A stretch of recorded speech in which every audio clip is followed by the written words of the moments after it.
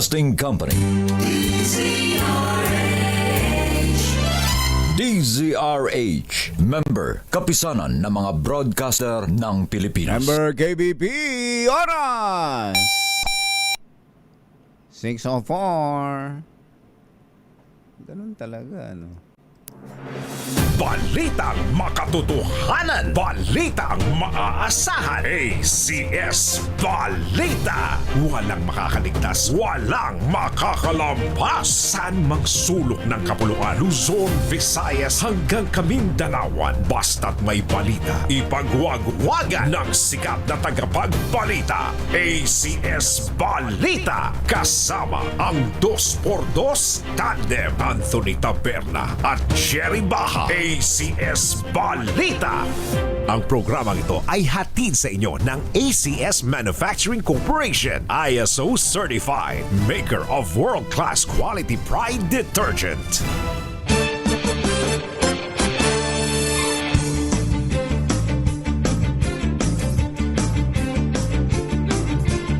Araw ng Wednesday, Feb 11, 2026. Narito na po ang ulo ng ating ACS Balita. Pilipinas, pangatlo sa nangungunang fastest growing digital market sa Southeast Asia. Mga miyembro ng PhilHealth na direktang naguhulog bibigyan ng zero balance billing sa pay ward ng DOH Hospital. Beijing, pumalag sa anti-China resolution ng Senado. Senate President Tito Soto hindi nagpasindak. Bureau of Customs pinalakas pa ang kampanya kontra smuggling sa bansa. Tulong ng Coast Guard at Philippine Navy hiningi. Korte Suprema kinilala ang co-ownership ng ari-arian ng same-sex couples. At binatilyo patay sa saksak ng schoolmate dahil sa pagtatanggol sa girlfriend sa Maynila. Magandang umaga Luzon, Visayas, Mindanao. Good morning Philippines! Hello world! Kami po ang inyong mga tagapaghatid balita. Ito po si Anthony Taberna. Ito po si Jerry Baha. At ito ang ACS Balita. sa detalye ng ating mga balita. ACS Good News. Isa ang Pilipinas sa tatlong pinakamabilis na lumalagong digital markets sa Southeast Asia sa unang bahagi ng 2026 na nagresulta ng pagdagsa ng e-commerce digital payments at mas bata at tech-savvy na population. Ayon sa DICT. Ano na nga, mother, ang ibig sabihin ng DICT? Subok na matibay, subok na matatag. Department of Information Communications Technology. Tama ba? Hindi mo na isulat dito, mother. Hindi mo na isulat. Hindi pa kasi masyadong kung mga halimbawa DepEd. Yan, DepEd. Sikat na yan. Kabisado. MMDA yan. Sikat na. PBOX. Ayaw mo bang mother? Ayaw mo bang ipagbawal yung ganon? Yung kailangan tuwing magre-report, i-report ito kompleto lagi. Halimbawa, DICT, Department of Information Communication Technology, DepEd, Department of Education. Pag-asa. Isasabihin mo yan. Ubos Philippine kagad. Atmospheric Geophysical. Ano nga ba yung kasunod? Astronomical Administration. Di ba? Pag-recitin mo nga yung mga estudyante dyan sa likod mo, Jerry. Importante yun. Kung kabisado nila yan. May mga examen sa eskwelahan sa ganyan, di ba? Pero dito sa pagbabalita, ba't ba napunta tayo sa news writing, refresher? Kapag kabisado na ng publiko, hindi na. Pwede ng diretso yan. Ayon sa DICT, ano nga yung DICT? official na-secure ng Pilipinas ang pwesto nito bilang isa sa mga makapangyarihan sa bansa sa Southeast Asian digital economy. Ipinakita sa bagong data, ayan pala Yan, ipinakita sa bagong data mula sa Department of Finance na ang Pilipinas ngayon ay nasa ikatlong fastest growing digital market sa rehiyon. Kasunod ng Vietnam at Malaysia. Sinabi ng DICT na ang digital economy ng bansa ay umabot sa $31 billion sa gross merchandise value, lumago ng 20%. Ilan? 20% 20%? kumpara sa nakalipas na taon. Ang paglago ay bunga daw po ng pinalakas na e-commerce sector, mabilis na pag-adapt sa digital platform tulad ng GCash, Maya at pagtaas ng digital consumption.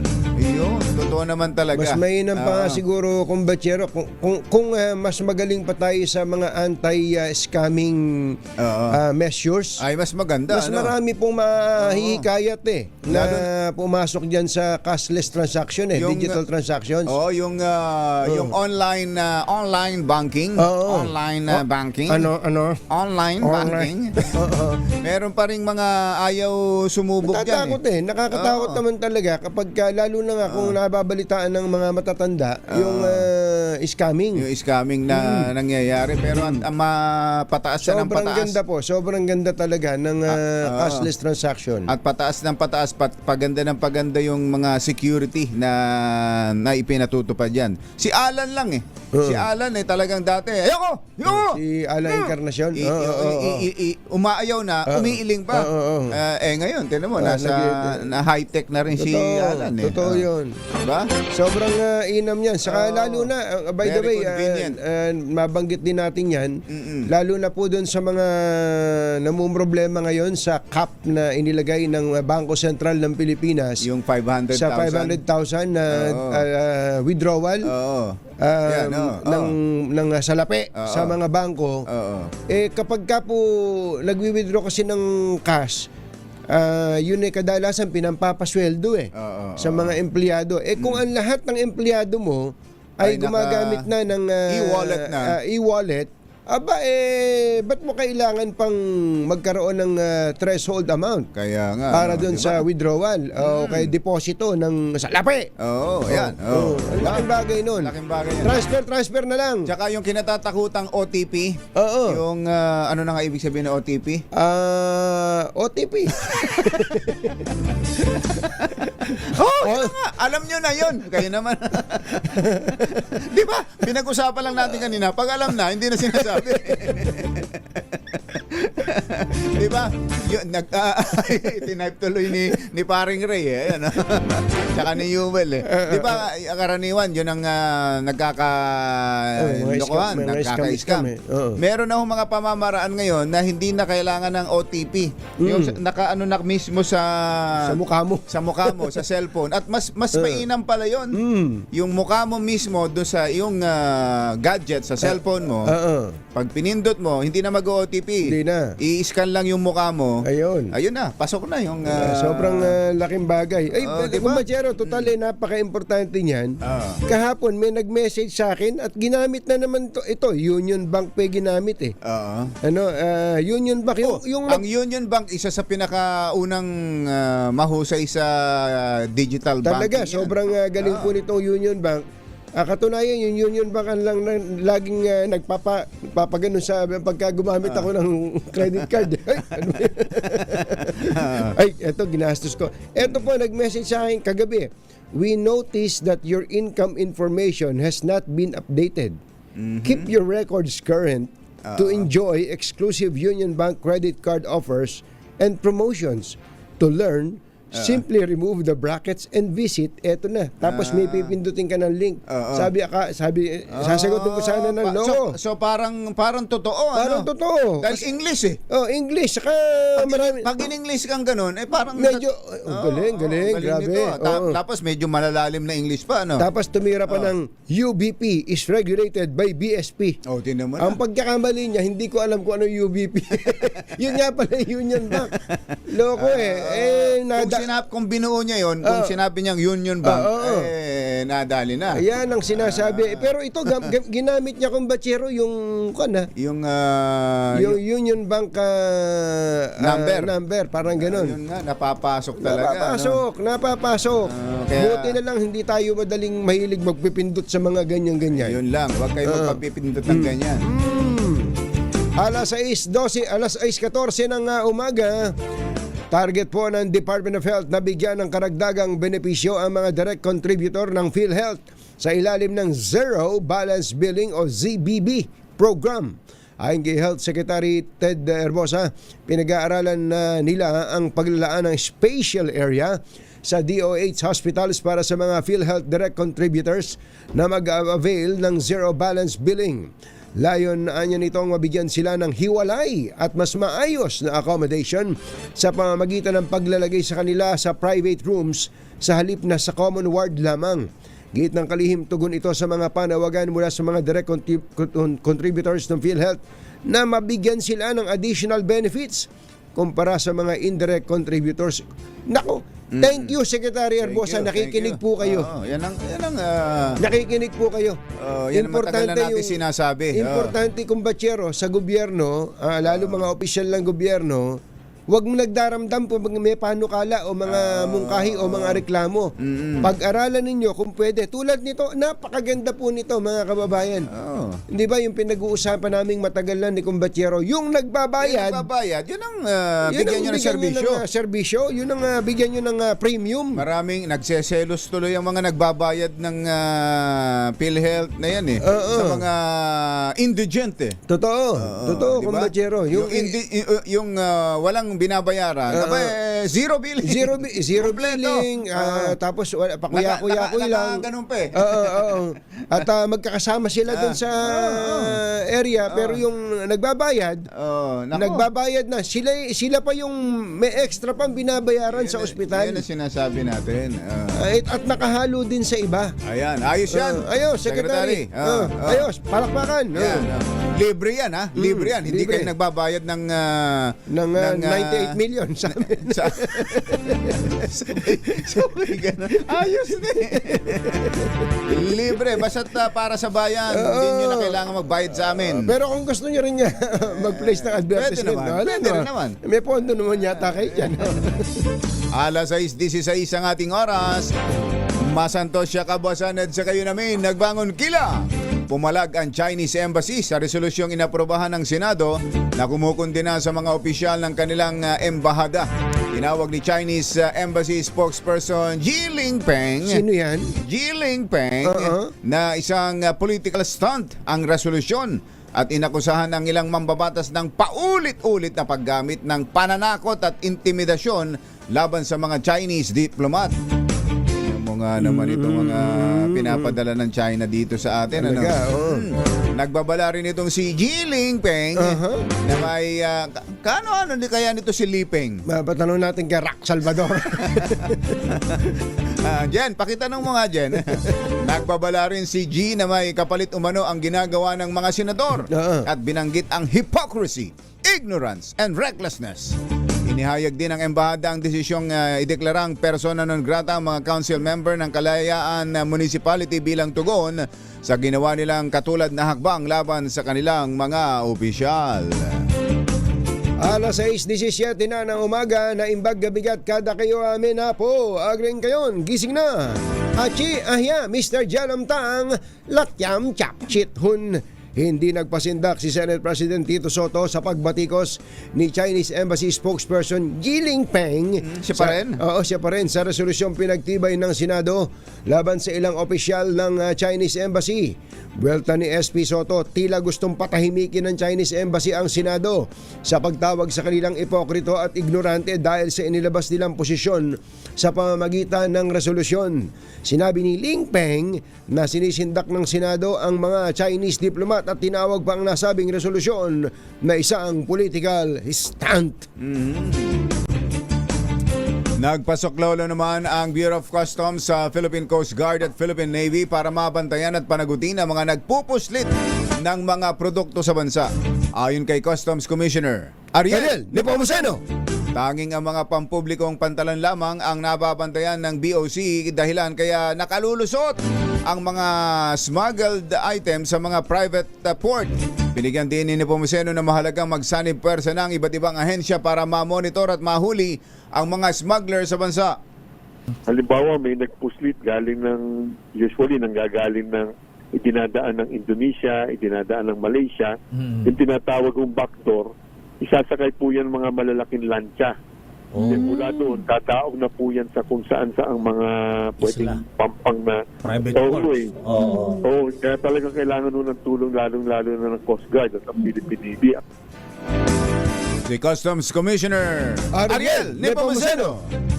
Binabati lang natin ang mga taga DZRH sa TV na alam na nila na pag ganito ang balita, dinutushot na nila tayo. Dahil Alam na. mababanggit na si Customs Commissioner Ariel Nepomuceno. Susunod! Tito Boy! Uy, landmark decision to. Yan daw pong ari-arian ng same-sex couples ay kinilala na ng Korte Suprema. Aha. Ayun nga, yan nga. Oh. Pero wala pang kwan dito, wala pang Pero, legal na pagkakasal sa mga magkaparehong so kahit kasarian. walang legal na kasal, Oo. yung ari-arian Oo. ay legal na. Kung sa bagay, yun yung isa Joint sa na. mga tinutulak na isa sa mga rason na binabanggit ng nagtutulak ng same-sex marriage. Oo. Yun daw ownership. Yung ownership. Hindi man sila legal na magkasama, meaning dahil walang legal na pagkakasal sa same-sex dito sa Pilipinas, may mga hindi mo naman maawat na nagsasama kahit parehong lalaki o Oo. parehong babae, kaya meron silang naipupundar. Yun na nga. ganun na. Naku, eto po, may bago pong desisyon ng Korte Suprema. Abangan sa pagbabalik na ACS Balita. Alas 6:20 ang ating oras. DZRH number 1 na naman.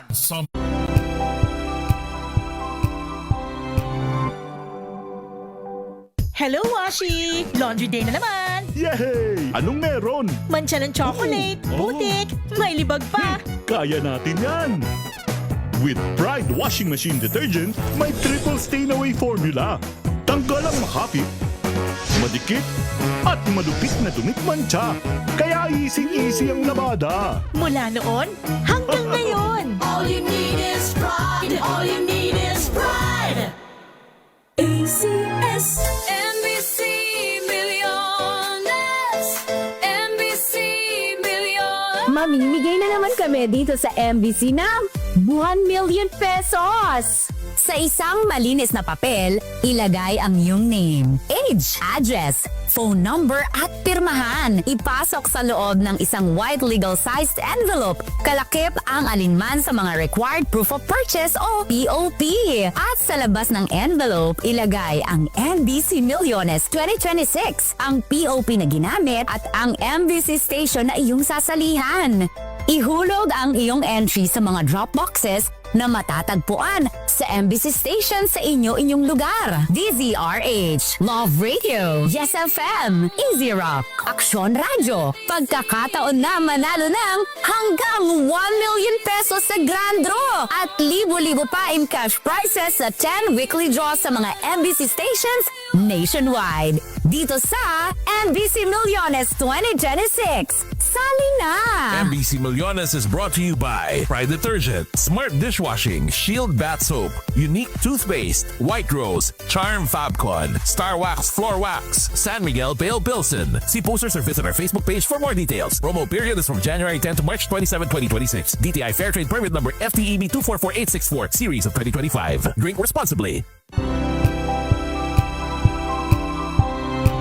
Makakaligtas, walang balitang makakalampas saan mang sulok ng kapuluan. ACS Balita! ACS Balita! Ang programang ito ay hatid sa inyo ng ACS Manufacturing Corporation, ISO Certified, maker ng world-class quality Pride Detergent. Hi, hi, hi! Maganda morning! Anong araw today, kumbachero? Today is Laundry Day, Pride Day! Yahoo! At pag Laundry Day, Friday, all you need is Pride Washing Machine Detergent. May triple stain-away formula, kaya tanggal ang makapit, madikit, malupit na dumit mancha, kaya easy ang labada. Kaya pala mula noon hanggang ngayon, all you need is Pride. All you need is Pride. ACS. Kasama ang 2x2 tandem Anthony Taberna at Jerry Baja. ACS Balita! Alas 6:24. Pasadahan muna natin ang ating RH reporters. Yung mga pumapasada nga pala, dumadaan dyan sa Quezon Avenue going to Manila. Nako asahan na ninyo ang traffic dyan dahil tinanghali yung nag-aasfalto. Kumbachero, nadaanan mo ba yun? Oo, dapat pagdating na alas 5, tigil na yan. Ang kaninang nadaanan ko alas 5:30, nagbubuhos pa lang ng aspalto dyan sa may Quezon Avenue bago dumating bago umilalim sa Araneta Underpass. Araneta Underpass. Tsaka dun sa papunta ng Skyway. Nako po. Dyan lagi ang traffic Bottleneck yan. Bottleneck yung lugar na yon. Ina-aspalto ho ngayon. Kaninang 5:30, nagbubuhos pa ron. Nako, malamang ang haba na ng traffic dyan ngayon. Samantala, follow up tayo sa sunog dyan sa Addition Hills, Mandaluyong. Andon si RH52 Edniel Parosa. Kami na Jel! Jerry at Anthony, nandito tayo ngayon sa Barangay Addition Hills, lungsod ng Mandaluyong, kung saan tanaw na tanaw sa ating bird's eye view itong lawak ng pinsala at lawak ng tinupok ng apoy na umabot sa ikalawang alarma. Hindi pa sumisikat ang araw ayong Miyerkules ng umaga.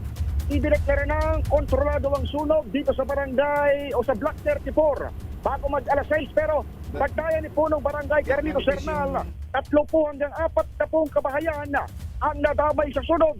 Kwento ni Sernal, isang pagsabog ang narinig ng kanyang mga kababayan kaninang madaling araw hanggang sa tumambad ang sunog bago mag alas 5. Pakinggan natin ang punong barangay.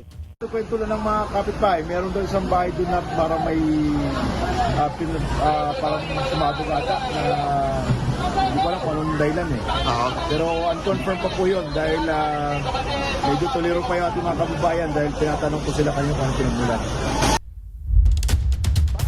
Palibhasa ay wala pang araw ng sumiklab ang apoy. Baka may mga naipit o hindi pa na-account dito sa aking likuran na nakikita ngayon sa live video. Pero sa ngayon, wala pa namang ulat ng missing person o namatay dito sa Bureau of Fire Protection. Katabi rin itong sunog, papakita ko ngayon, Jared Anthony, sa ating live feed. Itong ABIS kung tawagin, Andres Bonifacio Integrated School. Malamang wala yung klase ngayong umaga, ngunit swerte namang hindi nadilaan ng apoy. Palibasa tinutukan ng mga pamatay sunog kani-kanina lamang, pero yung mga concrete na houses dun sa kanyang tabi ng ABIS o ng Andres Bonifacio Integrated School kanina, may nakikita. Actually hanggang ngayon may mga orange pang glow sa loob at pilit na binobomba ng tubig. Dito naman sa gawing kaliwa ko ay hindi lang tanaw dahil sa kapal pa rin ng usok. Nandyan yung evacuation center nung mga nasunugan din, dahil kung maalala nyo, noong lamang nakaraang buwan, yung Block 36 naman yung nasunog. Third alam naman yon. Nandoon pa, hindi pa nakaalis yung mga bakwit. Block 34 naman ang nasunog. Kaya sama-sama sila dyan ngayon. Evacuation center ang malala dahil nga sa napakalaki pa nung apoy o ng usok dito rather, ay talagang inabot din ng usok yung evacuation center na nasa ating likuran. Pero sa ngayon, ulitin lamang natin, 30 to 40 houses na estimate, pero wala pa namang missing person at under control na ang sunog dito sa Barangay Addition Hills, lungsod ng Mandaluyong. Ako pa rin sa Edniel Parosa, Radija Rage. Una sa Pilipinas, una sa Pilipino. Thank you, Edniel. Sana walang namatay. Yun ang mahirap, yung kasarapan ng tulog tapos magkakasunog. Saka kumbachero, ang kadalasan kung alin yung naka-first alarm lang, akala mo wala naman. Doon maraming namamatay. Doon pa maraming nadidisgrasya. Pag ikaw natutulog tapos magkasunog, paggising mo, wala, patay ka na pala. May ganun. Lalo sa suffocation. Kasi hindi mo namamalayan yung pala kapag ikaw ay natutulog at nasuffocate ka na, hindi ka talaga magigising. Totoo, maraming ganong insidente po, mga kababayan. Saka yung, ewan ko, kung napapansin nyo, yung ibang mga nagising man pero hindi makalabas ng bahay, ang tinatakbuhan ay CR. CR. Akala doon ay safe. Dahil may tubig. Dahil may tubig. Ang ending din. Dahil usok usok ang papatay. Opo. Kaya importante yung paglalagay talaga. Yung fire exit po, kailangan meron sa bahay. Tapos yung smoke detector. Yung pa isa. Sabihin natin, gastos, extra gastos, lalo na nga yung... mura lang. Nako. Tumingin ho kayo sa Lazada, sa shopping. O kaya kahit sa mga tindahan ngayon, ang mumura na. Ng mga ganun na smoke detector. Napaka-importante po niyan. Pag tumunog, magigising ka. Totoo. Kapag nagkaroon na ng usok, yung gisingin ka lang nung tunog na yon, malaking bagay na. Sobrang malaking bagay. Ang importante, maisalba ang sarili. Yun, Yung mga kasangkapan, mga kagamitan, maipupundar uli yan. Pangalawa Pero na lang yun. ang buhay natin hindi na maibabalik pag nawala na. Ayan. Samantala, Punta naman natin ang kinaroroonan ni RH5, yun daw pong concrete barrier sa EDSA, sinalpok ng isang sasakyan dyan sa Kamuning. RH5 Al Gonzales, Kamin Val! Jerry at Anthony, may isang oras nang nakakaranas ng matinding traffic. Itong northbound ng EDSA. Ito'y dito sa tapat lamang nitong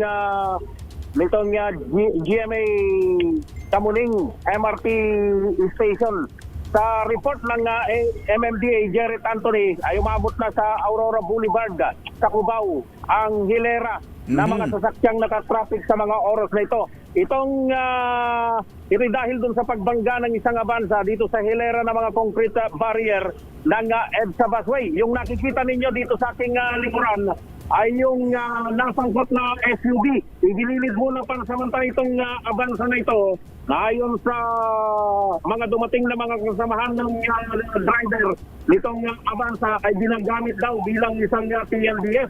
Sugatan yung driver ng sasakyan Jerry Anthony na isinugod sa East Avenue Medical Center para malapatan ng paunang lunas sa inisyal na investigasyon ng mga responding tauhan ng Metropolitan Manila Development Authority ay kabababa lamang ng EDSA Kamyas sa flyover itong avansa na ito nang bumangga ito sa mga concrete barrier. Napapipit daw yung driver dahilan para hindi na nito makontrol pa ang manibela bago mag-alas 5 ng madaling araw ng mangyaring insidente. Hanggang sa ngayon, Jerry at Anthony ay hindi pa pinapadaanan. Di pa pinapadaanan pero natanggal na yung mga debris. Siguro itong kung makikita ninyo itong bus na ito, na parating siguro, maaari na sigurong dumaan dahil umalis na rin yung mga nagwawalis, nagtanggal ng debris. Ayun, ngayon pa lamang, ito pa lamang yung sakto. Bus na kadadaan dito sa lugar na ito mula nung mangyari yung aksidente kaninang bago mag-alas 5 ng umaga. Hanggang sa mga oras na ito, ay nandito pa sa lugar itong nasangkot na avansa. Ay any moment ay dadalhin na yung mga tauhan ng MMDA. Ayan, moving na. Doon sa kanilang impounding area, Jerry at Anthony. At least moving na yung traffic. Malapit ka mo sa inyan? Anong tapat niyan? Malapit sa Alibangbang. GMA. Okay. Station. Si Igan, nakita mo dyan, si Igan. Nakita mo si Igan? O kaya si Jobel? Mukhang mayapa. Wag ka magpapakita, baka sumama loob, maalala na naman na number 1 tayo eh. Si Orly Trinidad, andyan yan ngayon. Nalilimutan na nga eh.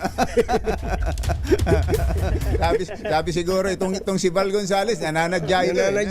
Tapat ng istasyon namin nakaparada DCRH. Ayan, siguro.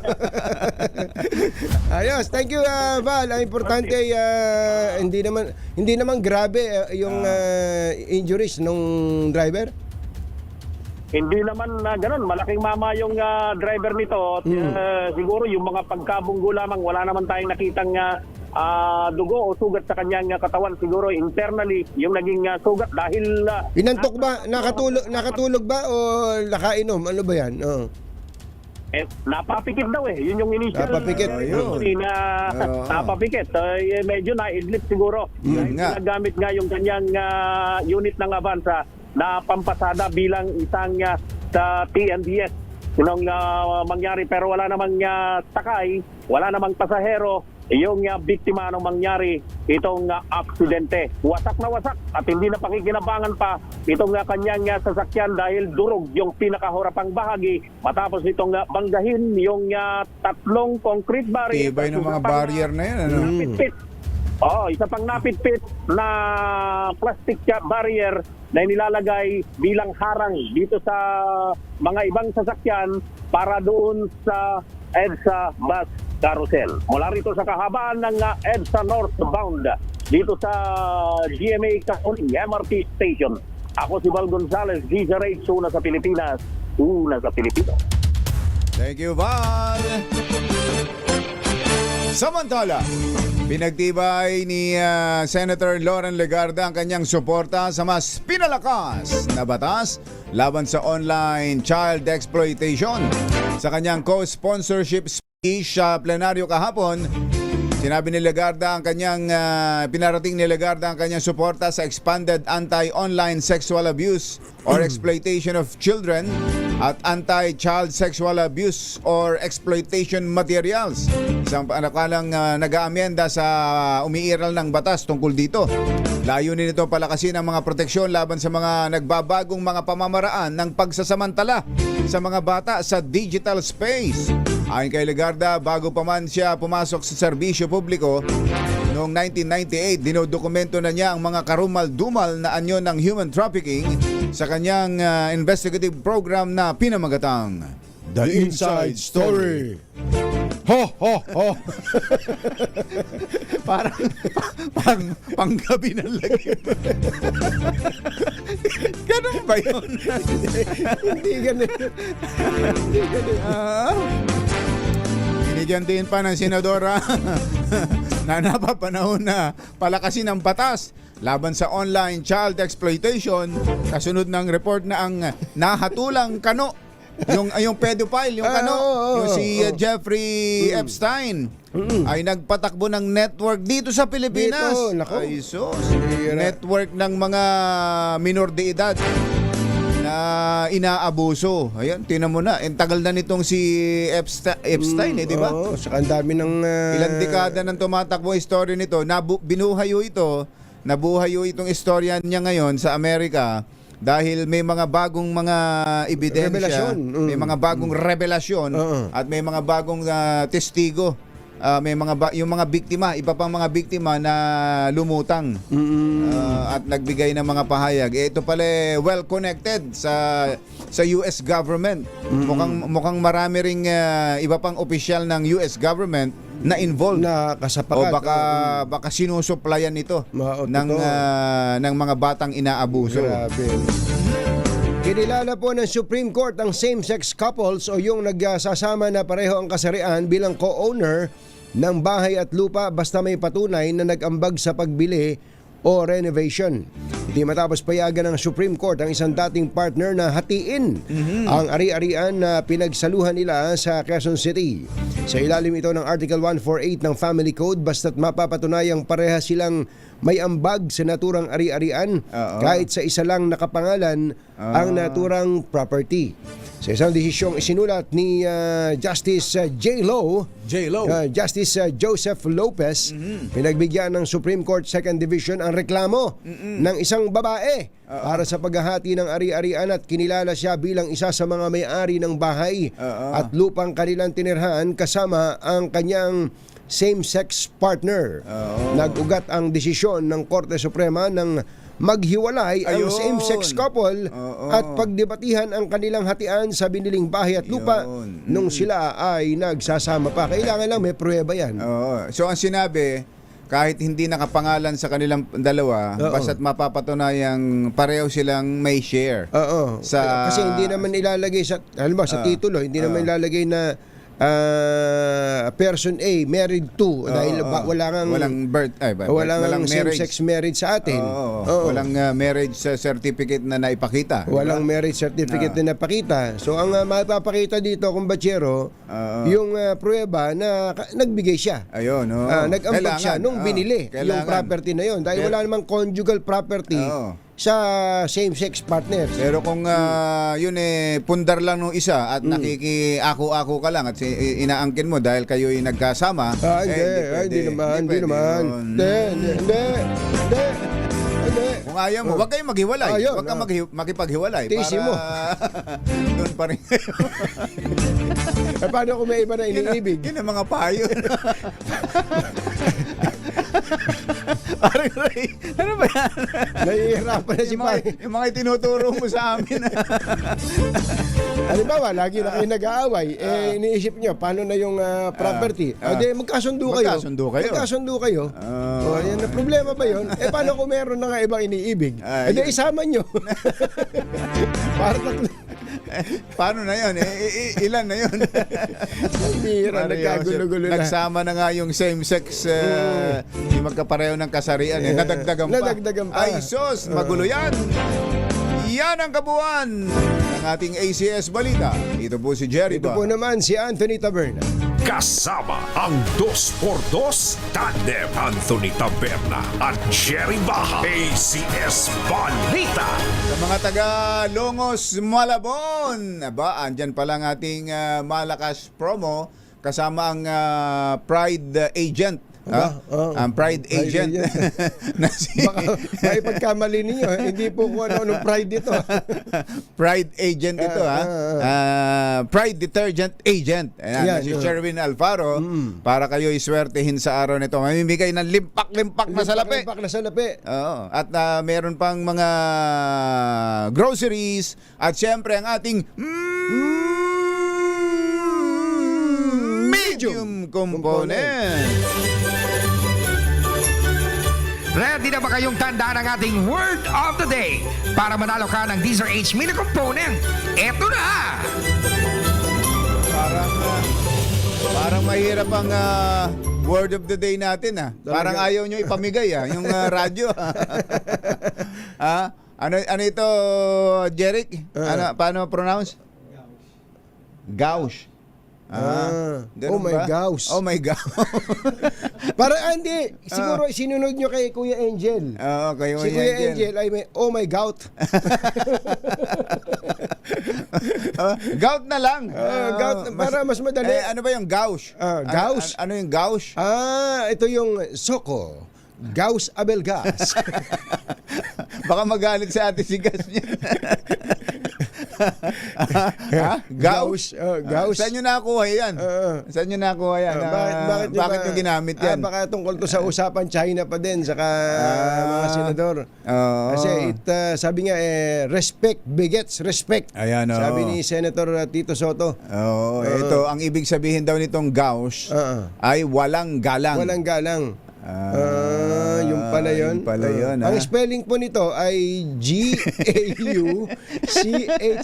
Sa mandali sa pagka una mong nabasa to, sabi, Gauche. Gauche. Ayan. Mamaya, doon sa mananalo mamaya, bukod sa ipopronounce yan, i-spellingin mo pa. Babaybayin mo pa. Atay kang bata ka. Ayan ang ating word of the day ay gauche. Para kayo manalo ng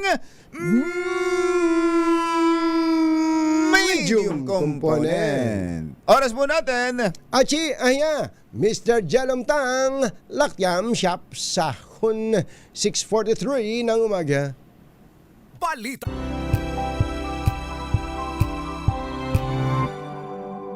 Humahagupit, lumalatay na komentaryo sa Himpapawid. 2x2. Walang takot sa paghimay sa masalimuot na isyu ng bayan.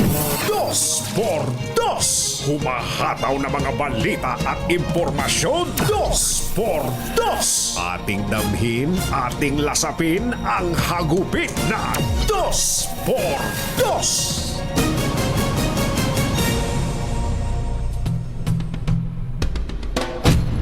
Isinama ni Pangulong Bongbong Marcos sa 21 priority measures ang paglusaw sa travel tax at ang anti-political dynasty. Yun. Na sinertipikahan pa niya bilang urgent. Yun. Ito po ay matapos ang pagpupulong ng Legislative Executive Development Advisory Council o LEDAC. Sinabi ni Palace Press Officer Undersecretary Claire Castro, umaasa ang Pangulong Marcos na maipapasa ng Kongreso ang mga prioridad na panukalang batas bago ang buwan ng Hunyo o isang buwan bago ang kanyang susunod na State of the Nation Address. Sinabi ni Castro na nakatuon ang priority bill sa pagpapagaan ng gastusin ng publiko sa mga travelers at pagpapalakas ng integridad, transparency and accountability. Para kay PBBM, mahalaga ang pag-usad ng 21 priority measures upang direktang maramdaman ng mamamayan ang benepisyo ng mga reforma sa batas kabilang ang may kinalaman sa buwis, digital safety at proseso ng halalan. Isyu ng bayan. Katotohanan. Dos. Pag maitim ang balak, magtago ka na. 2x2. Si Jerry at si Anthony, narito na. 2x2. Hahataw ng todo, urado ka. 2x2. Ang katotohanan, dala nila. 2x2. Walang sinasamba pale, maniwala ka. 2x2. Hataw ng gusto, tol, umasa ka. 2x2. 2x2.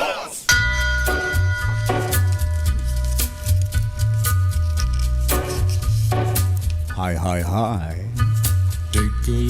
Maganda morning. Magandang umaga, bayan! Ito po si Jerry Baha. Ito po naman si Anthony Taberna. Muli pong sumasa inyo ang 2x2 sa umagang ito ng Friday! Lahat ay nakasubaybay sa mga pangyayari sa Senado at Kongreso. Simulan na natin kaagad sa Senado, kumbachero. Sige nga. Nasa linya po natin ang Chairman ng Senate Blue Ribbon Committee, Senator Ping Lacson. Senator Ping, magandang morning! Si Ka Jerry at si Ka Tunying po ito. Ka Jerry, Ka Anthony, magandang umaga sa ating lahat. Apo. Magandang umaga po. Unahin po natin yung sa tawag dito sa committee report. Totoo bang una yung nag-leak nag-leak ho ito tapos may mga sumunod do kayong pahayag naman na yung nag-leak yun mismo. So nabasa na ng nabasa ko na nga nabasa natin lahat. ang haba nga po, Senator Ping, napagod ako Pero lalo na sa dulo nakadetalye kung ano yung mga kaso, mga rekomendasyon. Totoo bang babaguhin ninyo yung mga rekomendasyon ninyo lalo na sa mga na may kinalaman sa mga kasamahan ninyong senador? Wala naman na bago. Alam mo, nagkaroon ng misunderstanding yung ibang reporters. Kasi inalis ko lang yung word na to be charged. Pinalitan lang ng to be recommended for preliminary investigation. Wala naman kaibahan yun Kasi pagka ang meron nga ako narinig na news report na hindi na raw pa kakasuhan. Ganun? Wala naman pinagkaiba. Pag sinabi mong nirecommend mo para mag-undergo ng preliminary investigation, pinakakasuhan din. Pinakakasuhan, yes. Oo, kasi yung charge, alam mo, nagkaroon ng concern doon dahil sinasabi ng mga ibang kasamahan ko noon, sabi niya, baka yung mga ordinaryong mga kababayan natin, pagka nakading ng charge, parang korte Kaya tama lang, sabi ko, hindi, okay lang yun, walang problema kasi yun din naman ang implikasyon, yun din naman ang meaning. Kasi hindi naman pwede mag-recommenda ng magsampa ng kaso ang Blue Ribbon Committee sa korte. Yes. Bago lang yun ng DOJ at saka ng Ombudsman. Sa piskal. So parang ganun ang naging implikasyon na hindi na raw pinakakasuhan, pinapa-preliminary investigation lang daw. Wala namang kaibahan yun. Huwag lang yun nagbago, di ba? So ang magiging wordings po mula sa dating, kasi dati nakalagay ang pangalan. To be charged, yun din yung pag-isabi to be charged. Di parang pinapa-PI mo rin. Pero naka-identify din nakatukoy din kung anong kaso Halimbawa, plunder, malversation. Marami. May plunder, may malversation, true falsification, merong direct bribery, may graft, merong violation ng ethical standards, merong violation ng anti-graft laws. Marami, nandun lahat yun. Wala naman inalis dun Kasi kung ano yung lumabas sa narrative, kasi nandun naman sa narrative yun Tapos gumawa ng recommendation based doon sa mga naganap, doon sa mga pagdinig, kung ano yung ebidensya, testimonyang lumabas doon. Pero yung iba naman na hindi hagip ng ebidensya, mahirap naman pilitin natin, sabihin natin, pa-PI natin. Ano basis mo? Halimbawa, meron na banggit si Yusek Bernardo o kaya kung si Alcantara. Wala namang nagko-corroborate, wala namang validation. Anong gagawin mo doon? So sasabihin mo doon recommended for case build-up in the case of DOJ or fact-finding inquiry or investigation pagka sa ombudsman. Di ba? Pero pagka kumpleto, meron na ng testimonya, meron pang dokumento galing sa GAA na tumutugma naman yung listahan ng proyekto, yung halaga, doon sa komisyon na sinasabi. Tapos meron pang ibang dokumento. For PI yun. Pero yun nga, nagkaroon ng, yung natawa nga ako kasi sabi hindi na pakakasuhan. I-BPI na lang daw. Ano ba diferensya doon? Hindi, may spin po eh. Parang may nakikita ba kayong tumatrabaho ng mga spin doctors dito? Hindi ko na alam yun. Basta sinapaliwanag ko lang na pag sinabi nating pinakakasuhan, pinapa-preliminary investigation natin. Hindi naman pwede nga, sabi ko hindi naman pwede magsampa kami sa korte. Hindi naman kami DOJ, hindi naman kami Ombudsman. Labas sa amin yon. Meron ho kasing mga nagdududa na ito'y konektado sa Senate coup o sa pagpapalit ng liderato. Kaya daw ho medyo lumambot ay dahil sa bantang pagpapalit ng Senate leadership. Pinag-usapan na namin ni Tito Sen yan eh. Sabi ko, kung anong consequence, ready ba tayo? Sabi niya, oo. Alam mo naman tayo, sanay din naman tayo sa minority. So, pinag-usapan na namin. Yung kaya lang, yun nga, may mga concern mga kasamahan namin. Baka naman pwedeng palitan natin itong word na ito, itong phrase. Nung pinag-aralan ko, wala naman problema. Yun. Sa ngayon po ba, ilang, just for our information, ilang pirma po ba ang kailangan para ma-adapt ito as a committee report po?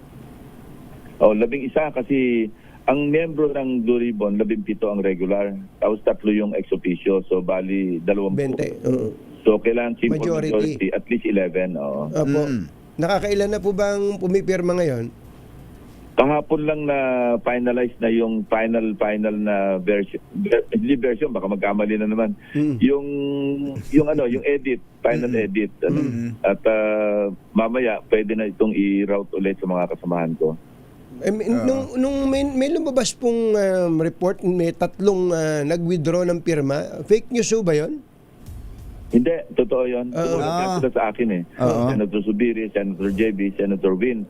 At yun nga, nung nag-caucus kami, in-express naman nila yung kanilang apprehension. Alam mo, naintindihan ko naman na may mga sentimento kami dahil nga doon sa complexity at saka doon sa sensitivity nitong pagdinig na ito, itong the whole issue. Kasi may mga na-involve na mga kasamahan, may mga na-mention.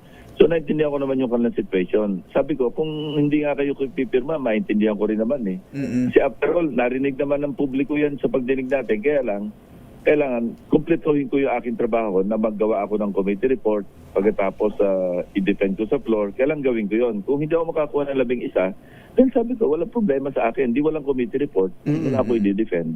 Oo. Parang Lacson report na lang po yun. Hindi, ganito kasi nangyari na minsan yan sa PIDAP eh.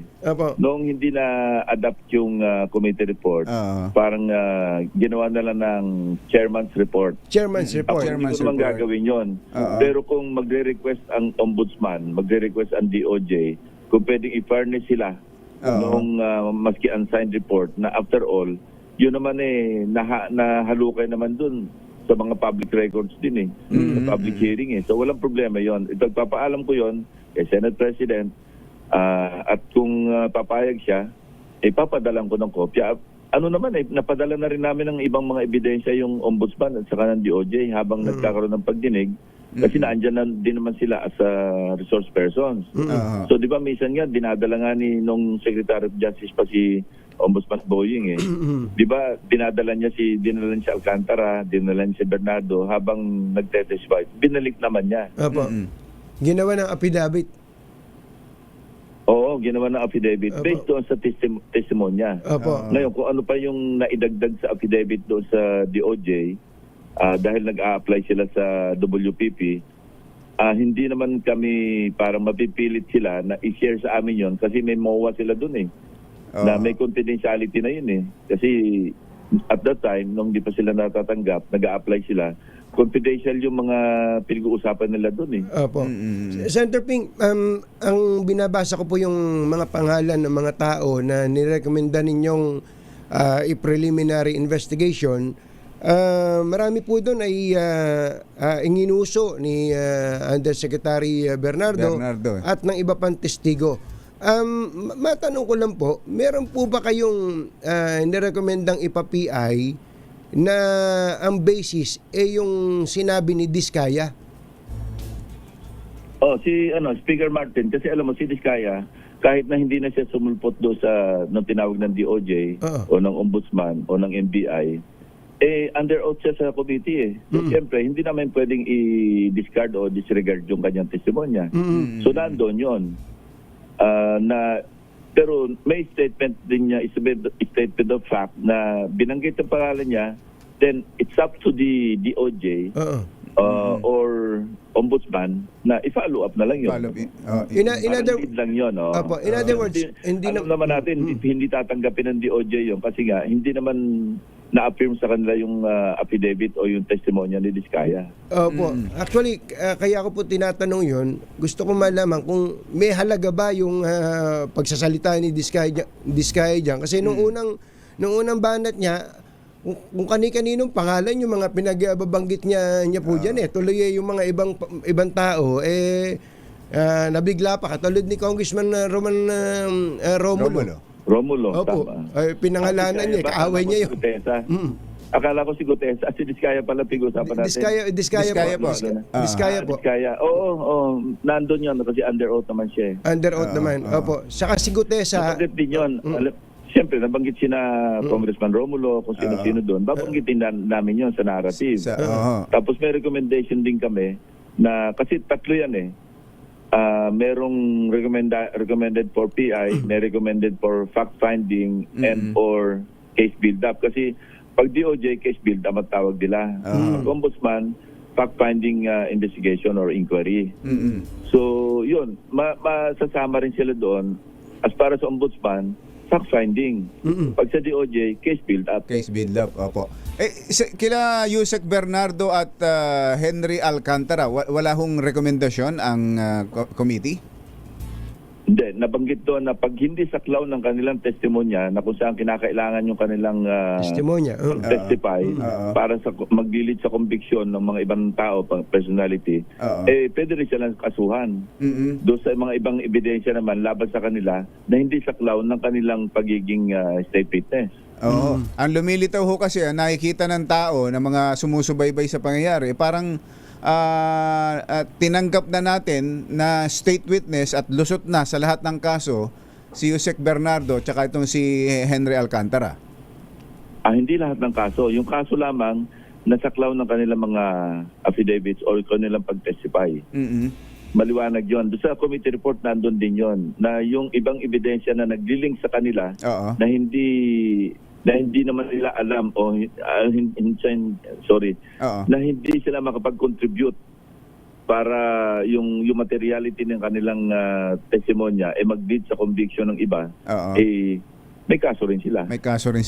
Kaya, hindi absolutely immune. Ayun. So, nirecognize din ho ba ng committee itong dalawa as qualified talaga at pwedeng maging state witness?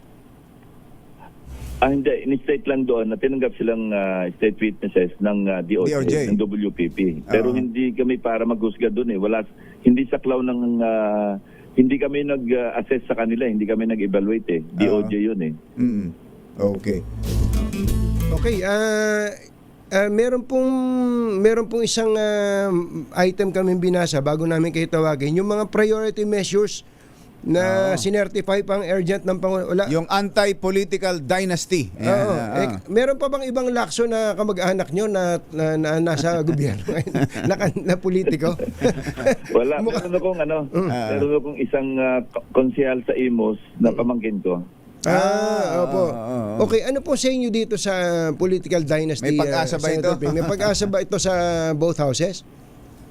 I think may pag-asa kasi call of the times author din ako ng isang batas yan, ng isang panukalang batas yan I think ako yung principal author dyan kasi ako yung una nag-file dyan. Pang-ilang beses ko na pinapile yan Ngayon lang medyo natatakil sa committee, nakailang pagdinig na si Senator Risa dyan.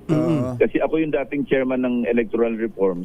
Kaya lang na busy ako sa Blue Ribbon at saka sa ibang committee on accounts pa. So, nag-request akong pwedeng ma-relinquish. So, anong papatuloy niyan ngayon? Si Senator Risa. Nakakailang pagdinig na siya dyan.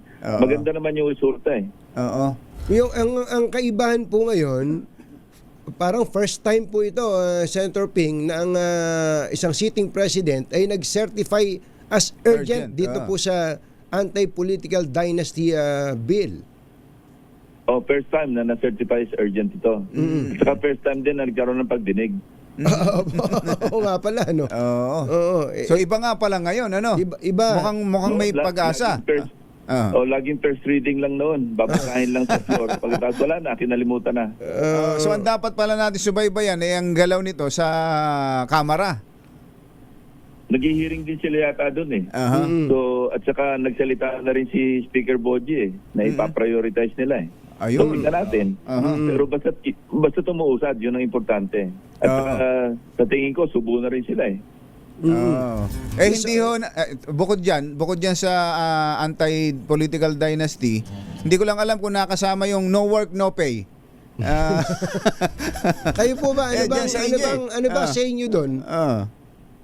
Hindi ko alam kasi hindi naman ako kasama sa LEDAC. Hindi pa naman kami kinukokos ni Senate President para pag-usapan yung mga priority measures. So hindi ko alam. Pero sa akin, no work, no pay. Okay lang. Hindi ka nagtatrabaho, di wag kang bayaran. Kaya nga eh. Parang unfair sa iba eh. Parang nagpasukan nga daw yung mga Duterte sa Kongreso eh dahil sa Hindi naman siguro on a daily basis yun eh. Siguro yung no work, no pay. Pagka authorized yung absence mo. Official business. Kasi sila naman talaga minsan hindi nakakapasok kasi nag-a-attend sila doon sa mga pangangailangan ng constituents nila at saka may official business. Pati yung pag-abroad, di ba, pagka nag-a-attend ng international conferences, inaalaw naman ng speaker at saka ng Senate President. So, authorized yun. Paano ho yung si Senator Bato? Ano ho bang pasabi dyan sa inyo? Papasok pa ba? Yun nga eh. Pinapag-usapan namin through Senator Bongo, kausapin na pumasok, wala namang warrant of arrest. Ewan ko kung meron, pero officially wala. Tinanggi na nga ng ICC eh. Sayang din yung kanyang contribution eh. Kaya nga po. Chairman nga siya ng public order. Tapos yung may ibang committee. Sayang, baka naapektuhan din yung trabaho maski pa paano. Pero hindi ko rin masisimama. Katunayan, sabi ni Senator Trillanes, by May, magpapart siya ng ethics complaint kasi yung pang 6 months daw. Ewan ko kung anong connection. Nung 6 months na hindi pumapasok. Ako, nagpahayag na ako. Sa mga kasamahan ko, hindi ako buboto kasi nagtago rin ako noon eh. Wala. Kayo yata yung... Katunying ka, Jerry, moral ascendancy. Wala akong moral ascendancy. Kasi parang yung laging binibigay na example, yung ginawa ninyo. Yung 10,000 hours. 10,000 hours. Ngayon, may bagong pelikula ro. Sabi ko nga kay Senator Robin, sabi ko, meron ka na namang pelikula, may sequel sa 10,000 hours. Ano yun? Sabi ko, Finding Bato. Kahit na Finding Nemo. Last na lang, Senator Ping. Nakikita natin ngayon yung galawan sa House tungkol sa impeachment. At I'm sure na nababalitaan nyo rin na mukhang sa Senado na po nakatingin yung iba eh. Parang done deal sa House na yung impeachment complaint against VP Sara ay aakyat sa Senado. Nagbibilangan na po ngayon sa Senado eh. Yung po bang majority saka minority, Duterte saka anti-Duterte yon? Hindi, not necessarily. Alam mo naman sa Senate, 24 republics eh. At saka masasabi ko, until and unless matransmit sa Senado yung articles of impeachment, walang impeachment kami na tatalakayin. Hindi po kami nagbibilang din doon. Kasi pagdating doon, ang titingnan karamihan sa amin, ang titingnan namin yung ebidensya eh. Of course, merong political factor, di ba? May factor yung politics, pero ako as far as I'm concerned, nag-usap na rin kami ni Senate President. Tingnan natin kung ano yung ilalatag nila ebidensya. Kasi kung wala naman, ba't natin pipiliti i-convict? Kung meron naman at napakabibigat, ba't naman natin makukonsensya ba tayo i-acquit? Ganun naman yun eh. Kapag ka po ba, again, for our education po, kapag ka po ba, limbawa lang Ito po, Senator Ping, didiin ko lang. Ito, hypothetical lang. Halimbawa, may mga senador kayong kasama dyan na nakakulong na. Nabuwasan kayo ng 3 senador dyan. Halimbawa yung lang. warm bodies, halimbawa. Paano ba po ba kukwentahin yung 2/3? 2/3 ba kailangan o 3/4? Oo, 2/3. 2/3. Ano pa rin yun? 2/3 of 24. 2/3 Yung pakilang base number. Yun ang nasa Constitution eh. Aha. Kung nabawasan ng 3, nabawasan ng 4, 16 pa rin ang kailangan. At least 16 pa rin. Kasi 2/3 talaga. So Hindi pabobotohin. 2/3 ng nasa floor, Oo. kundi 2/3 ng membership ng Senate. Yun ang basis, 2/3 of 24 of the total number of Total number. senators. Parang treaty rin. Pagka nag-ratify kami ng treaty, 2/3 pa rin talaga ang bilang. 16 pa rin at least. Paano nga ho kung nakakulong? Walang warm bodies at hindi nakaka-attend sa session. Sa trial, sa impeachment trial. Pabor na yun pabor na sa respondent yun. Kasi pagka wala doon, hindi nakaboto, kailangan at least 16 yung mag-convict. So pabor na talaga, hindi makakaboto. Paano ang boto nun for conviction? Hindi makakaboto. Pabor yun sa respondent actually. Good point. Magandang hindi perspective yun. makakapabor. By no means na makakapabor yun doon sa mga prosecutors. Sa prosecution. Oo. Talaga ang pabor nun sa respondent. Sa respondent. Ayun. Magiging immaterial lang yon kung yung 3 ay maka-BP Sara. Wala, baliwala rin. Kung maka-BP Sara sila, halimbawa, pareho din. Maski mag-abstain ka, maski mag-appeal ka, pareho rin ang bilang eh. Tama. Bilang naman yung for conviction eh. Yung 16, Hindi ho ba pwedeng tuwing 16 or more. hindi ho ba pwedeng tuwing trial bibihisan sila ng toga at paatinin? Sila naman judge. Kung papayagan sila ng korte. Kasi korte mag-uutos na pwede kayong sumama sa pagdinig. Dahil hindi pa naman convicted. Hindi pa convicted Sabi siguro hindi pa, tama. Kaya kung mag-motion, halimbawa, mag-motion yung prosecution na panel ng House para sila pa-attend din. Di sa korte yun. Sa korte sila mag-motion. Ayun. Bira, ang tindi na magiging itsura no? Pagka nasa Sandigan Bayan, naka BJMP uniform, pagdating sa Senado, naka-robe. Naka-robe, no? Oo. Hindi, pasensya na kayo. Puro kwentuhan lang naman to. Opo. Matatakpan naman yung yung t-shirt kasi naka-robe Senator Ping, salamat sa oras. Magandang umaga po. Magandang umaga po. Thank you. Thank you. Senator Ping, Chairman, Senate Blue Ribbon Committee. Ang mga kumpatsero ng bayan, Katunying at Ka-Jerry. So ganun pala, no? Ganun pala yun, kapag pag hindi naka-attend, wala na. Wala na. Hindi ka makakaboto eh. Kailangan warm bodies ang boboto eh. so, kailangan 16 Kailangan para 16. i-convict. So kumbaga, tama si Senator Ping doon. Kung halimbawa, yung 3 ay for conviction. Kulang ng 3. Yung 13 lang yung nasa para Senado. i-convict. Kung ako naman yung 3, ba't ako makikisama sa inyo? Kayo nga nagpakulong sa akin. Yun. Isang pwede na lang, yun nga, yung rekomendasyon natin, kung bachero, paatinin, mag-file ng petition sa court na umattend. Again, hypothetical lang po ito. Kung pa lang to, ini-imagine lang natin kasi kasama po sila sa nirekomenda na isailalim sa preliminary investigation ng DOJ o Ombudsman. Sa ilang mga particular na tinukoy na mga kaso tulad ng plunder, malversation, graft, at kung ano-ano pa. Na mga yung dalawa ron non-bailable. Oo. So kapag yung malversation sa plunder, kulong ka agad. Yun ang mangyayari doon. Ako. Mario Josep. 7:17 ang ating oras.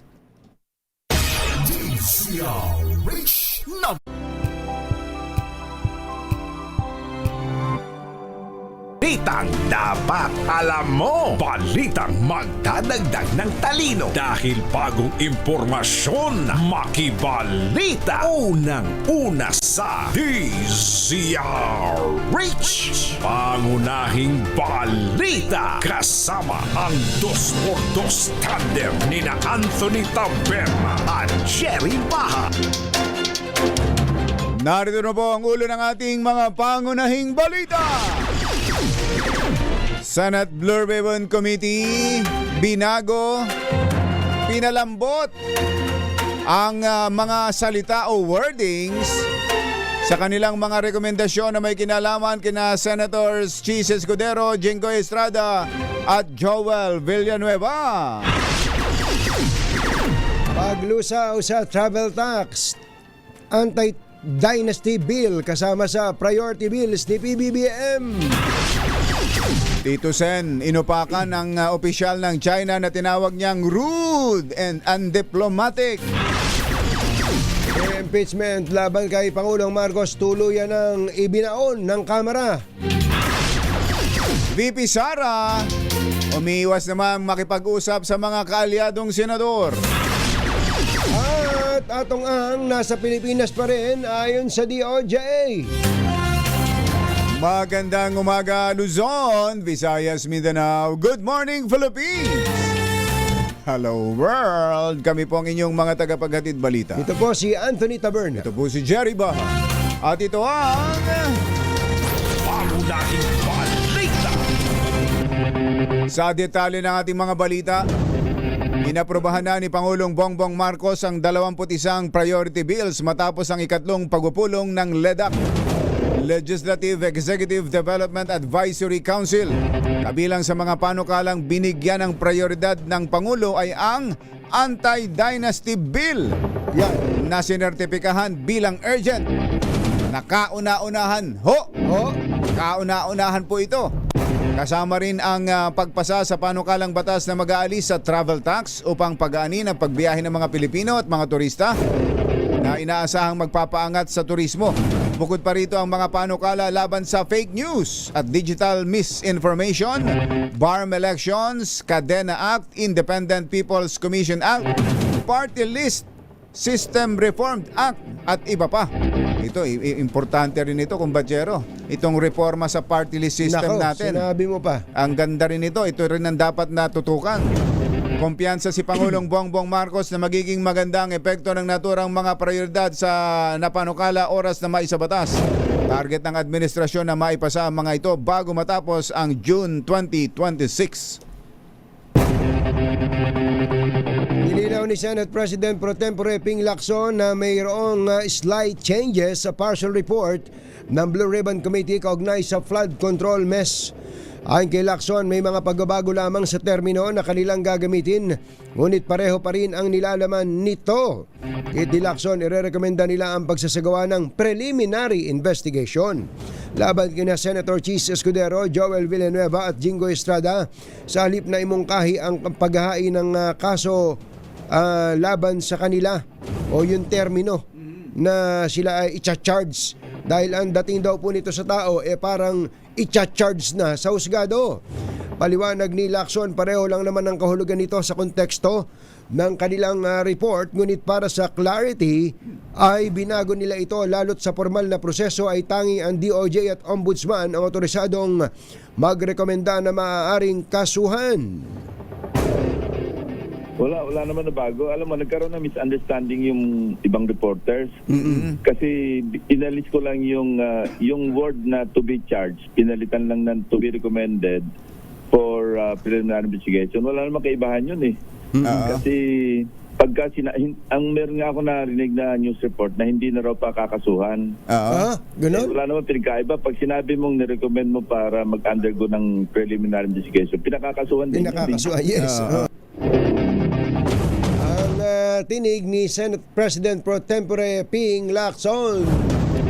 Samantala, pinalaga naman ni Senate President Tito Soto ang pambabastos at pangmamaliit ni Chinese Embassy spokesperson Ji Lingpeng sa resolusyong inaprobahan ng Senado bilang pagkondena sa pag-atake ng embahada sa mga opisyal ng Pilipinas.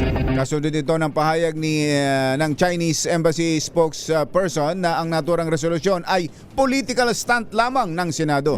Ayon kay Soto, nais ng tagapagsalita na patahimikin ang mga senador sa pamamagitan ng pagtawag sa kanila bilang mga hipokrito at ignorante dahil sa pagtindig nila sa posisyon ng bansa sa usapin ng West Philippine Sea. Git ni Soto, ang patuloy na pambabastos ni G sa mga opisyal ng Pilipinas ay pagpapakita lamang na wala itong sapat na kaalaman kung paano umiiral ang diplomasya.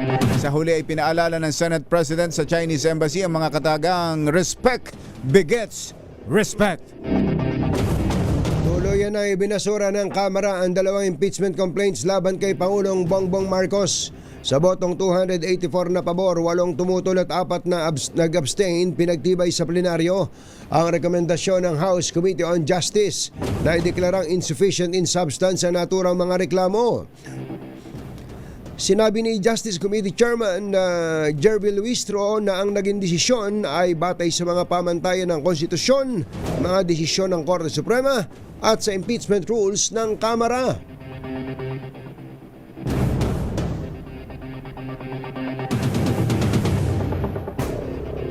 Yan po ang tinig ni Congresswoman Jervil Luistro ng Batangas. Linaw Malinaw, iba tayo eh.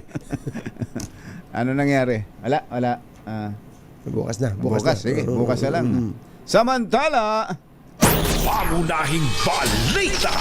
itinigil na ni Vice President Sara Duterte ang pakikipag-usap sa kanyang mga kaalyadong senador.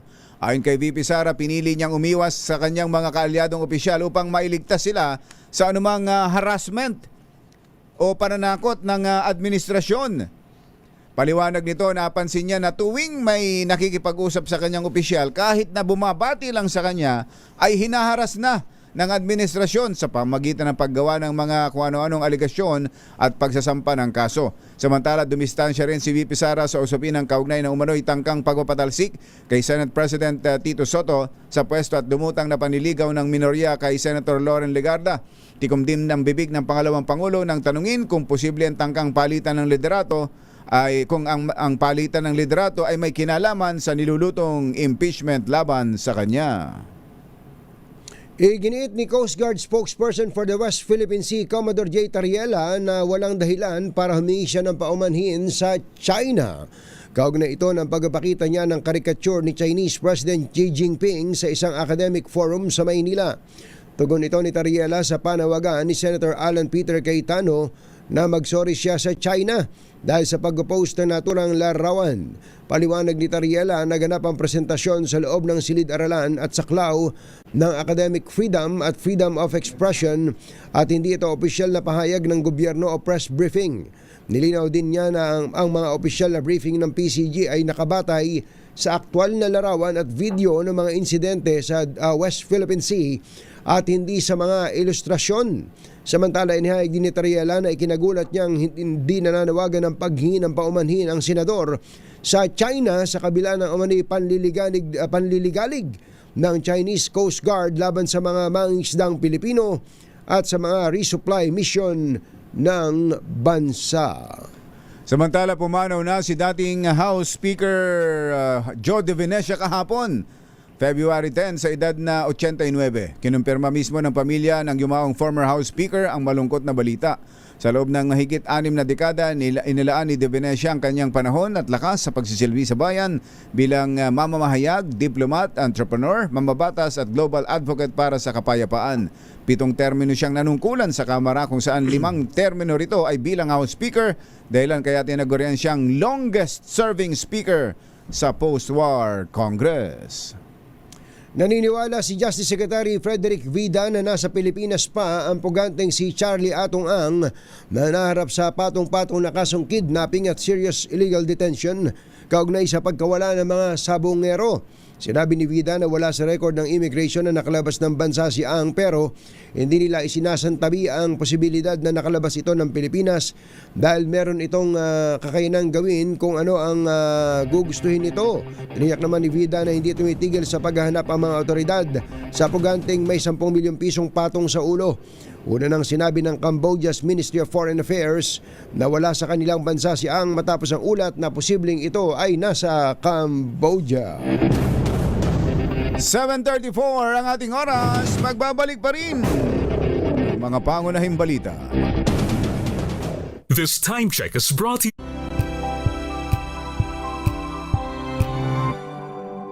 Bachero, pagka bilis ang usapan, kasungit naman. Kakapit tao 35 anyos pa lang kasungit-sungit na. Pag bilis ang usapan, parang walang katapusan yan, ano? Ang hirap yung iba-iba babayaran mo, iba-iba pupuntahan mo, iba-iba due date kung saan ka talaga mapapadpad. Oo, aminin natin mga kumbatsero, sayang ang oras, sayang pamasahe. Pero ngayon, hindi na kailangan yan. Meralco, current or overdue, pati PLDT, Signal, SSS, PhilHealth at Pag-ibig, lahat yan nasa Bayad Centers, Bayad Agents at Bayad Partners na malapit sa inyo. Kainam naman pala, isang lakad, bayad na lahat.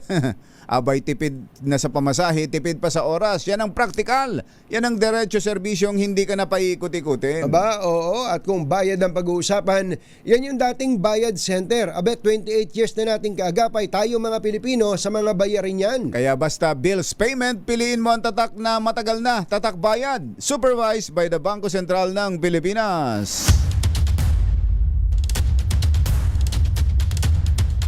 May mga follow-up tayo may follow-up tayo doon sa sunog sa Mandaluyong at sa ICI.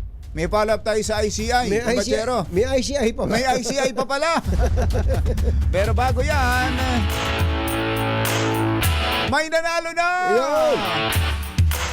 At ang ating winner ay mula dyan sa Malabon. Ngayon! Pagbutihan mo dahil nakikinig sa atin ang Batang Malabon na si Customs Commissioner Ariel Nepomuceno. Aba. Batang Malabon yan. Talaga? RS6 Sherwin Alfaro. Go, go, go! Anthony Jerry, huling-huli nga natin na naka-tune in sa 2x2 ang cellphone. Itong si Kuya na ating winner ngayong umaga. Pangalan niyo po? Glenn Medalye. Si Kuya Glenn na taga dito sa Longos, dito sa Hito. Yan, hindi naman siya mukhang Hito pero nandito tayo sa Hito Street sa Barangay Longos. Kasi lahat pala ng kalsada rito, isda. Opo. Bakit kayo napunta sa Hito? Dito po ako nag-stay. Kasi OFW po ako. OFW, saan ka nag-abroad? Sa Seabase po, barko po. Barko, Seaman siya. Kaya nga Hito, di ba Hito? Opo. Kaya isda. Isda ang Dahil, pangalan ng street. Oo, dahil sa seaman siya Mahilig sa isda. Ayan. Mahilig ka sa isda? Opo. Mahilig ka rin sa DZRH? Kauna-unahan sa Pilipinas po yan. Bata pa ako, nakikinig na ako ng DZRH. Ganun sana. Oo. At sino pa rin ang mga announcer sa DZRH?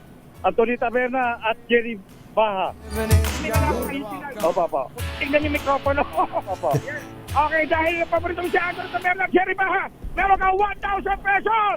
Yay! Salamat sa DZRH at sa 2x2, Anthony Taberna at Jerry Baha. Thank you!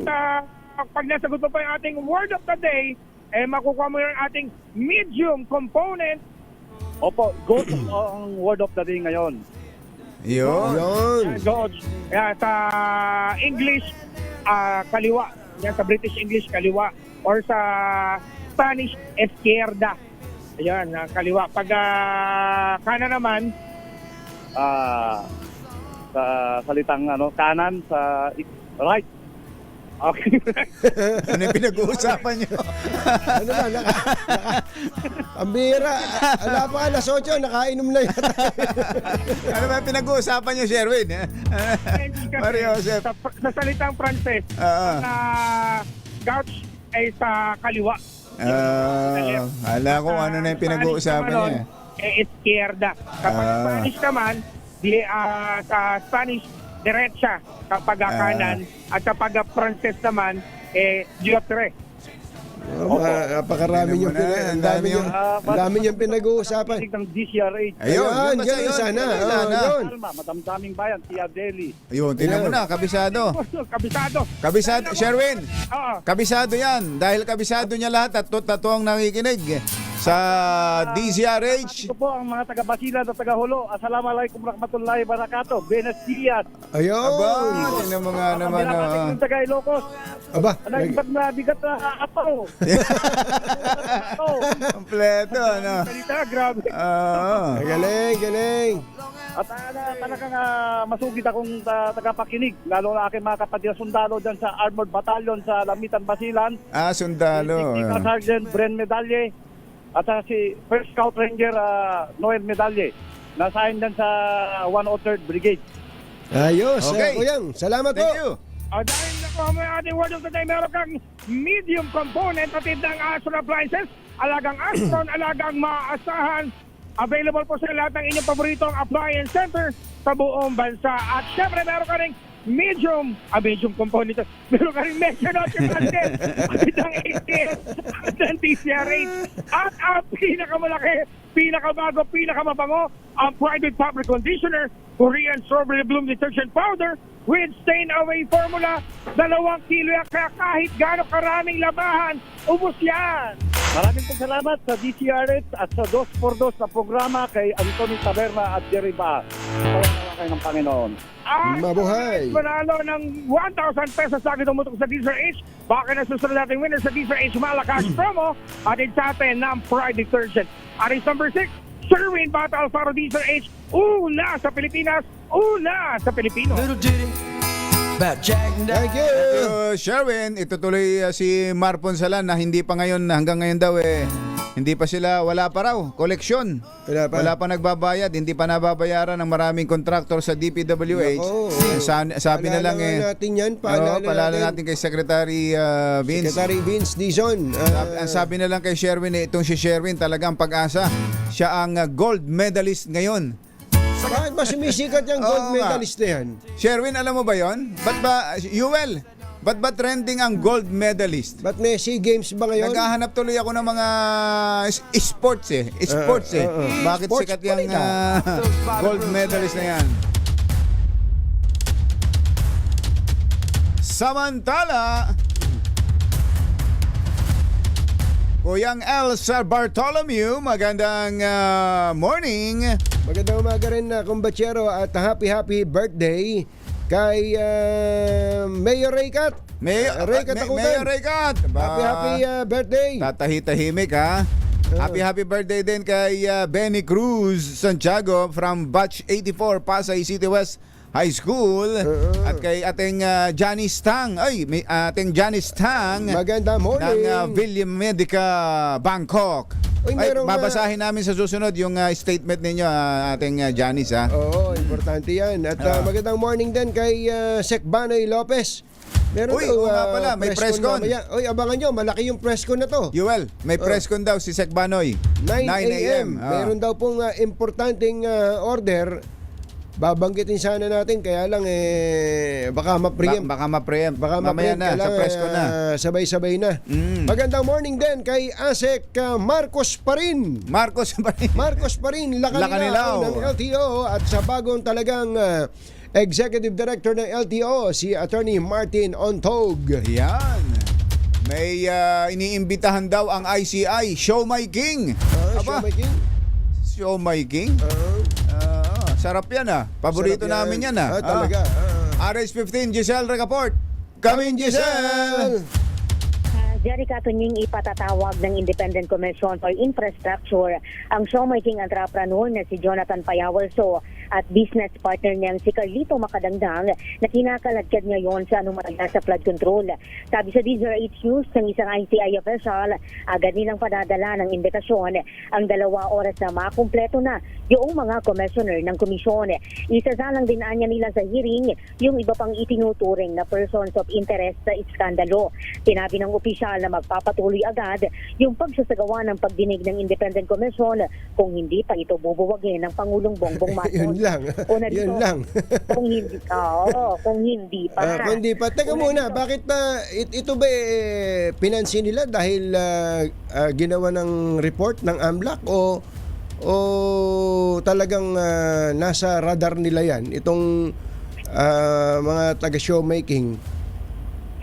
Kasi katunying ang DOJ din kasi meron na rin kasing statement dyan. Oo. Nagsabi na rin na iimbestigahan na rin nila yung sinasabing papel nga nitong sinaso at payawal doon sa Ang anomalya totoo nun matapos silang- nagiging selective yata yung ICI na rin eh.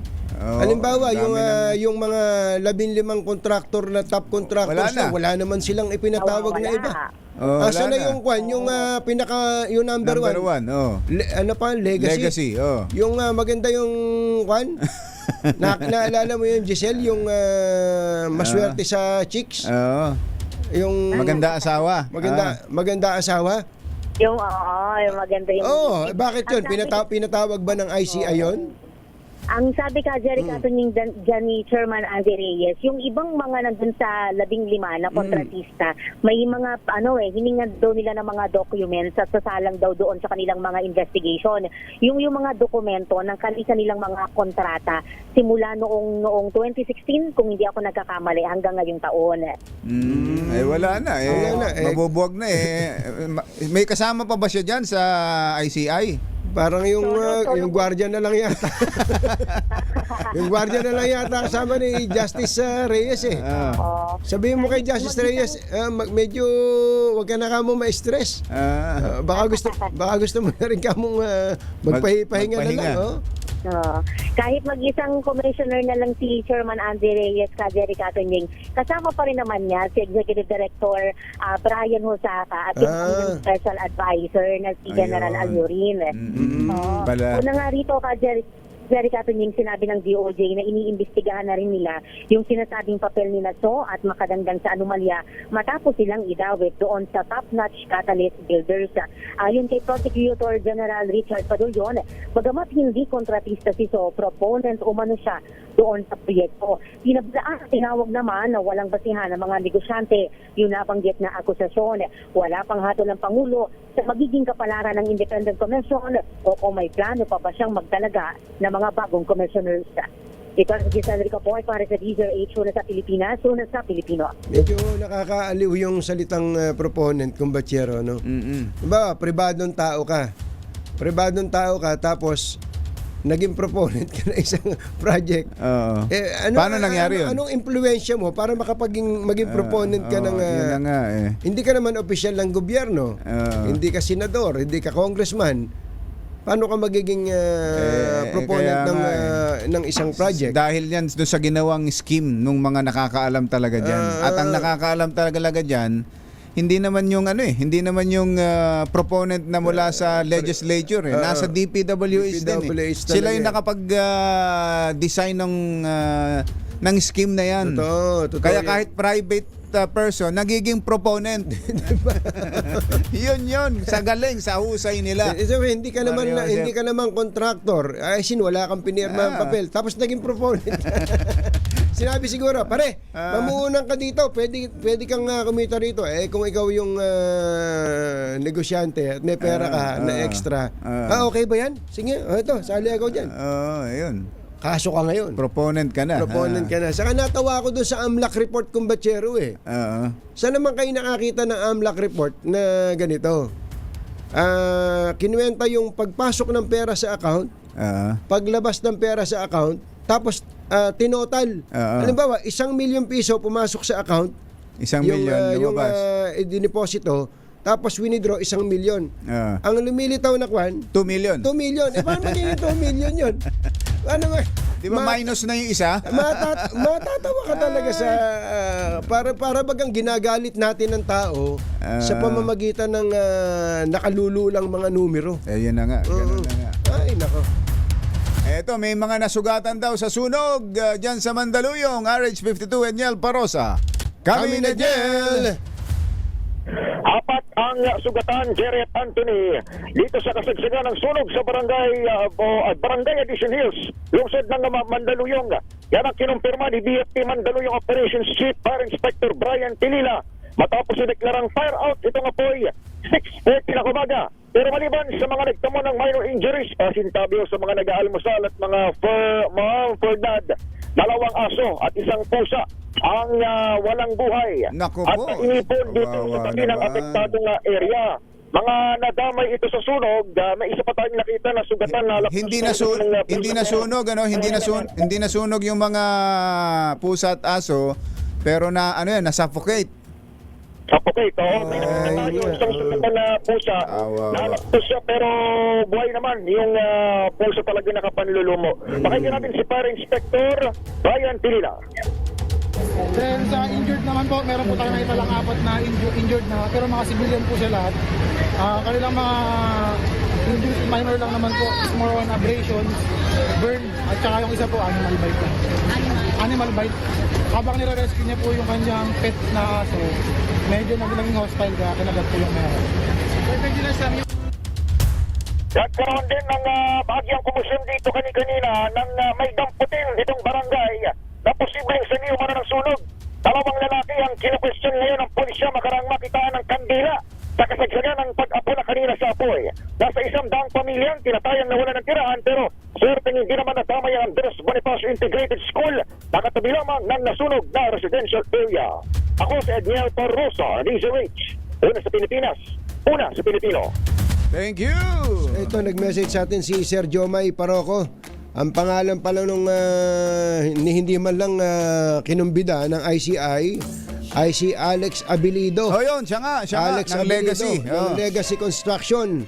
Sabi ni Boss Jomay, lives like royalty. Matindi. Matindi pala yan. At sa report daw po, one of a handful of Filipinos who owns a house in the famous Malibu City in California. What? Alam nyo ba yung Malibu sa California? Ito po ay kilala sa kagandahan ng mga beaches dito at mga celebrities ang nakatira ang kapitbahay niya. Mga artista, mayayaman. Talaga naman, yun lang. Bakit? Baka yun ang napipintasan sa gobyerno kumbachero lalo sa mga investigating bodies. Nagiging selective. Nagiging selective kung sino lang yung tuloy lumulutang pa yung mga kwentuhan na may nang aayos. May ayusan. May ayusan. Yung mga kumita ay pinagkakakitaan. Ayun!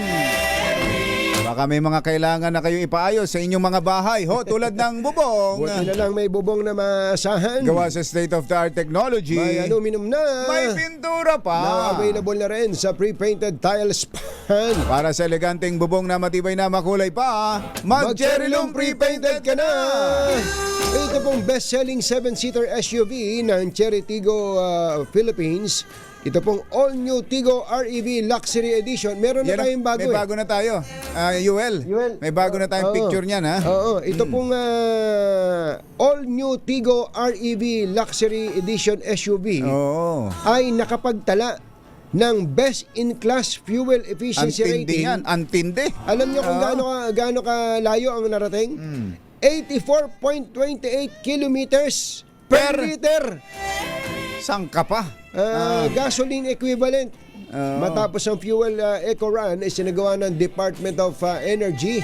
Batay nitong 2025 lang yan, ha. Batay po sa resulta ng pagsusuri ng DOE, nanguna ang Tigo REV LE sa mga sasakyang sinuri sa mga sasakyang sa kategoryang plug-in hybrid, diesel at gasoline. Yon, ito pong Tigo REV LE ay may 1.5 liter turbocharged engine at may pinagsamang electric at hybrid driving range na hanggang 1,400 kilometers sa isang full tank at charge. Meron din itong iba't ibang safety and driver assistance features, kabilang ng advanced driver assistance systems, adaptive cruise control at 540 degrees camera system. Sa halagang 1,528,000 pesos ay maaari ka na makabili ng matipid at reliable na 7-seater SUV ang Cherry Tigo REV LE. Ayan ang picture ayan Pogi. Kaya ano pa hinihintay nyo? I-test drive na yan! Kids growing up in the heartland. Paano? Tanghali na Tanghali na. Bye! Happy weekend! Damdaming bayan! Susunod na! This time check is